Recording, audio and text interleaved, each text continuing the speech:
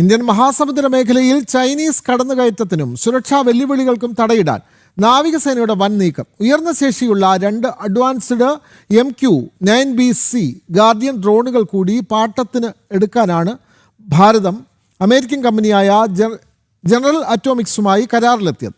1943 കോടി രൂപയുടെ കരാറിലൂടെ 30 മാസത്തേക്ക് ഇന്ത്യൻ മഹാസമുദ്രത്തിൽ സമാനതകളില്ലാത്ത സുരക്ഷാ കവചമാണ് നാവികസേന ഒരുക്കുക.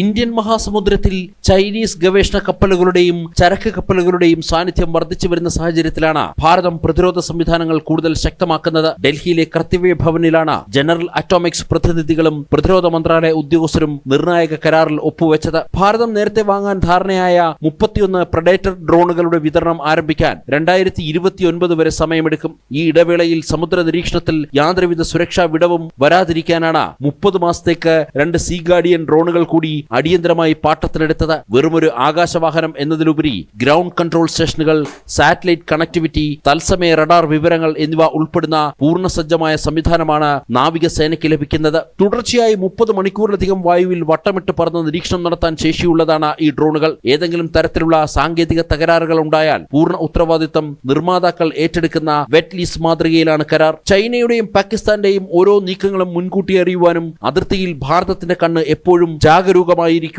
ഈ അത്യാധുനിക സംവിധാനം വഴി സാധിക്കും. ജനം, ഡൽഹി.